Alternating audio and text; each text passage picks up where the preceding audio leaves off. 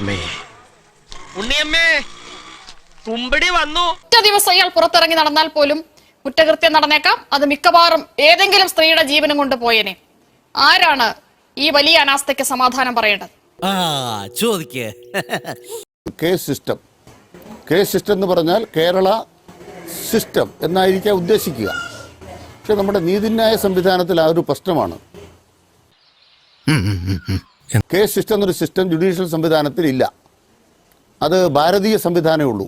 അതാണ് പ്രശ്നം. നമ്മൾ ചിലപ്പോൾ ചില സംസ്ഥാനങ്ങളിൽ കാണുന്നുണ്ട്, ഒരു കേസിലെ പ്രതിയെ പിടിച്ചാൽ അപ്പം തന്നെ വെടിവെച്ച് കൊല്ലുക.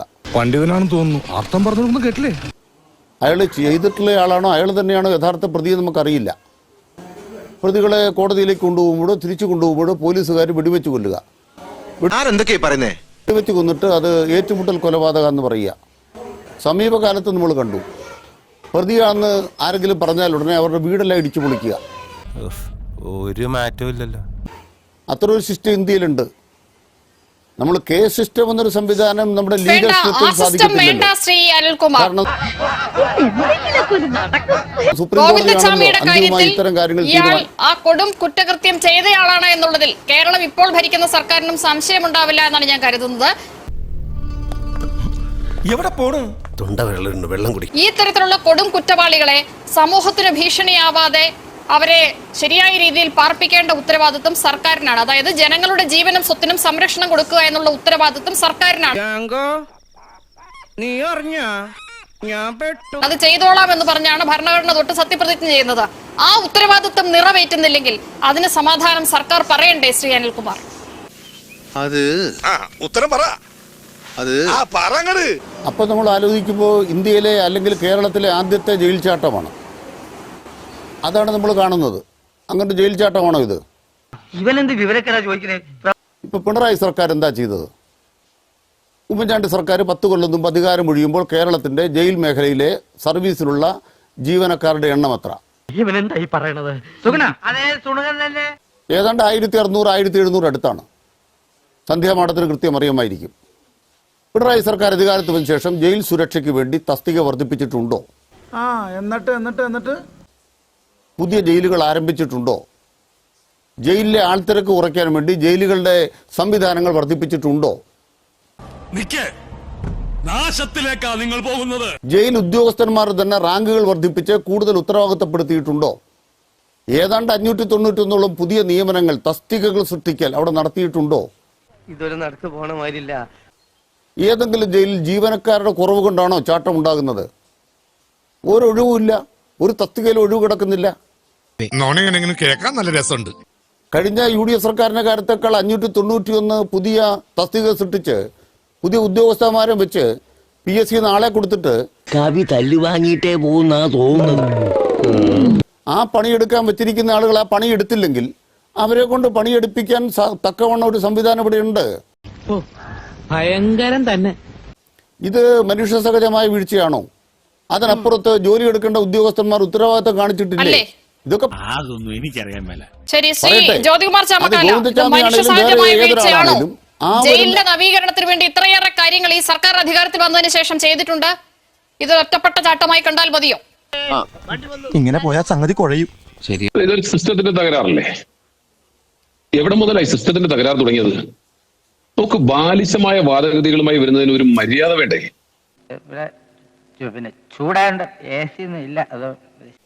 ഇവിടെ എന്തെങ്കിലും വീഴ്ച പറ്റിയാൽ അതെല്ലാം ഉദ്യോഗസ്ഥരുടെ വീഴ്ചയാ.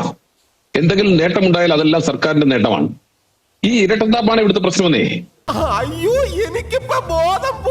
എന്തുകൊണ്ടാ പറഞ്ഞോണ്ടിരിക്കുന്നത്? ഇപ്പൊ എന്താ പറഞ്ഞോണ്ടിരിക്കുന്നത്? ജയിലിൽ ഞങ്ങൾ എത്ര പേരെ പുതുതായി നിയമിച്ചു? നിങ്ങൾ ജയിലിലെ ആളുകളെ പുതുതായി നിയമിച്ചിട്ടുണ്ടെങ്കിൽ അത് കൊടിസുനിയും കിർമാണി മനോജിന്റെയും ഒക്കെ സൗകര്യം, അവർക്കൊക്കെ അടിസ്ഥാനപരമായ സൗകര്യങ്ങൾ വർദ്ധിപ്പിച്ചു കൊടുക്കാൻ അവരൊക്കെ നിയമിച്ചിട്ടുള്ളത്.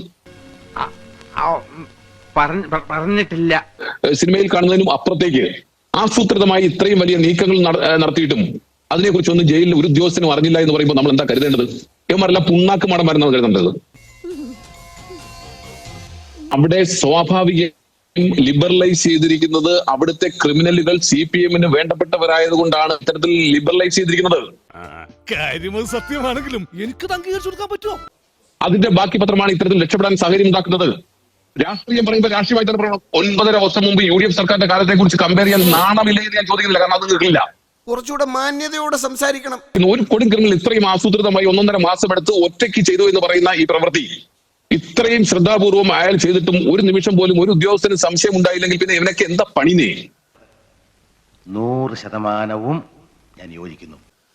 അതും നോക്കൂ, ഇയാൾ പുറത്തു പോയപ്പോ പോലും ഇയാൾ അകത്തുണ്ടെന്ന് എഴുതി വെച്ച ഉദ്യോഗസ്ഥന്മാരുള്ള ജയിൽ. ഒരു കുഴപ്പമില്ല, സന്തോഷമുള്ളൂ മക്കളെ, സന്തോഷായി. ജയിൽ CCTV നോക്കിക്കൊണ്ടിരിക്കാൻ മാത്രം ഉദ്യോഗസ്ഥരുണ്ട്, CCTV സംവിധാനങ്ങളുണ്ട്, സമയാസമയം ഈ ജയിലുകളിലും സെല്ലുകളിലും പോയി പരിശോധിക്കേണ്ടവരുണ്ട്. ഇവരെ ഒക്കെ കണ്ണു വെട്ടിച്ചുകൊണ്ട് ഇയാൾ പോയിട്ടും ദൈവമേ, മൂർഖനെയാണല്ലോ ചവിട്ടിയത്. പിറ്റേന്ന് രാവിലെ നോക്കുമ്പോൾ ഒരു ബെഡ്ഷീറ്റ് അപ്പുറത്തെ മതിലേ കൂടെ അപ്പുറത്തോട്ട് കിടക്കുന്ന കണ്ടപ്പോൾ മാത്രമാണ് എന്തോ സംഭവിച്ചിട്ടുണ്ടെന്ന് തോന്നൽ വരുന്നത്. ഇതിനെയൊക്കെ നമ്മൾ പിന്നെ എന്താ പറയാന്നേ? ഉളുപ്പുണ്ടടാ ചക്കണക്ക്. പോയെങ്കിലും പോകുമ്പോഴെങ്കിലും പറയണ്ടേ? പോയിട്ട് പറയുന്നില്ല. അപ്പോ ഒന്നും പറയാൻ പാടില്ല. അത് ഉദ്യോഗസ്ഥന്റെ മാത്രം വീഴ്ച. എന്താ പ്രശ്നം?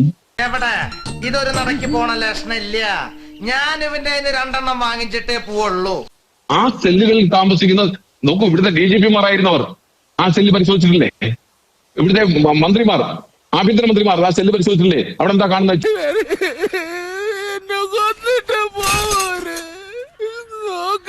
ചുവരിൽ കാണുന്ന CPM-ന്റെ നേതാക്കന്മാരുടെ ചിഹ്നങ്ങൾ, പടങ്ങൾ അല്ലെ? അരിവാൾ ചുറ്റിയ നക്ഷത്രം. അവർക്ക് നക്ഷത്ര സൗകര്യം ഒരുക്കി കൊടുക്കുന്നതിനെ കുറിച്ച് എത്രയോ റിപ്പോർട്ടുകൾ വന്നിട്ടുണ്ട്. നീ അറിഞ്ഞ ഞാൻ പിന്നെ പെട്ടു. ഇപ്പോ കാലാകാലങ്ങളായി CPM-ന്റെ കൊടും ക്രിമിനലുകൾ അവിടെയാണ് പ്രശ്നം. രാഷ്ട്രീയക്കാരും ക്രിമിനലുകളും തമ്മിലുള്ള നെക്സസ്, CPM-ഉം ക്രിമിനലുകളുമായുള്ള നെക്സസ്. പുറത്തുള്ള മണ്ടന്മാർ അത് അസൂയ കൊണ്ട് പറയുന്നല്ലേ ജോയിക്കുഞ്ഞ്. ഇന്ത്യ രാജ്യത്ത് നിയമ സംവിധാനത്തിലൂടെ പോകാൻ നിർബന്ധിതമായി പ്രവർത്തിക്കുന്ന ഒരു സംവിധാനത്തിനകത്ത് അതിനെ മാനിക്കുന്ന കേരളമാണ്.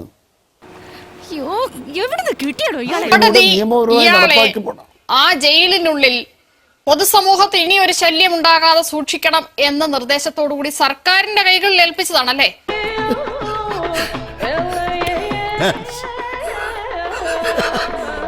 ഈ താഴെത്തട്ടിൽ ഉദ്യോഗസ്ഥർ ഉറങ്ങുകയോ ബ്ലേഡ് എടുത്തത് അറിയാതിരിക്കുകയോ തുണി കെട്ടിയത് അറിയാതിരിക്കുകയോ CCTV കണ്ണടയ്ക്കുകയോ ഒക്കെ ചെയ്യുന്നുണ്ടെങ്കിൽ അത് ഈ താഴെത്തട്ടിൽ മാത്രമാണ് ഉത്തരവാദിത്വമെങ്കിൽ മേളിലോട്ടുള്ളവരുടെ ജോലി എന്താണ്?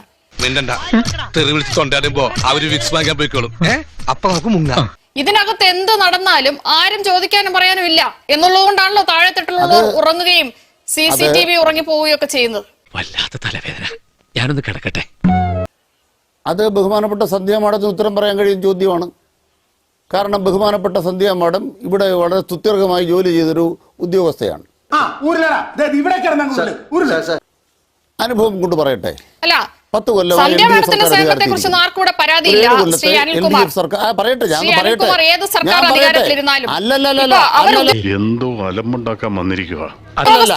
ഞാൻ ഉദ്യോഗസ്ഥർ റോളിനെ കുറിച്ച് മാത്രമല്ല ചോദിക്കുന്നത്. ഉദ്യോഗസ്ഥരുടെ മുകളിലുള്ള രാഷ്ട്രീയ നേതൃത്വത്തിന് ഈ കാര്യത്തിലൊക്കെ ഉത്തരവാദിത്വമുണ്ടോ ഇല്ലയോ?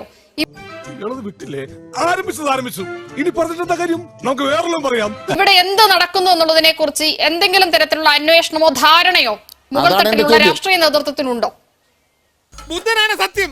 ഞാൻ ആ വ്യാളി തലതല്ലി ചാവും. ഒരു 7 കൊല്ലക്കാലം പിണറായി സർക്കാരിന്റെ കാലത്ത് ഏറ്റവും പ്രധാനപ്പെട്ട കേരളത്തിലെ എണ്ണപ്പെട്ട ഉദ്യോഗസ്ഥയായി ബഹുമാനപ്പെട്ട സന്ധ്യ മാഡം പ്രവർത്തിച്ചു. നീ കിടന്ന് ഉരുളൊന്നും വേണ്ട, ഇക്കാര്യമേ എനിക്ക് നല്ല ഓർമ്മയുണ്ട്. രാഷ്ട്രീയ നേതൃത്വത്തിലെ ആരെങ്കിലും ഒരാൾ ഈ 7 കൊല്ലത്തിനിടയ്ക്ക് ഈ നിയമ സംവിധാനത്തിന് ദുർബലപ്പെടുന്ന വിധം എന്തെങ്കിലും ഇടപെടൽ നടത്തിയൊരു അനുഭവം ചൂണ്ടിക്കാണിക്കാൻ കഴിയുമോ? എന്തോന്നാടോ ഇത്? എവിടെ നിന്ന് കിട്ടിയോടോ ഈ ഉണ്ടാക്കണേ? ഇപ്പൊ റിട്ടയർ ചെയ്തായിട്ടുള്ള മാന്യയായ ഉദ്യോഗസ്ഥയാണ്, നമുക്കെല്ലാം അറിയുന്ന നമ്മൾ നെഞ്ചേറ്റിയ ഒരു ഉദ്യോഗസ്ഥയാണ്. ഞാൻ ചോദിക്കുന്നത് ശ്രീമതി സന്ധ്യ മറുപടി പറയണം എന്നുള്ള ചോദ്യമേ അല്ല. ഞാൻ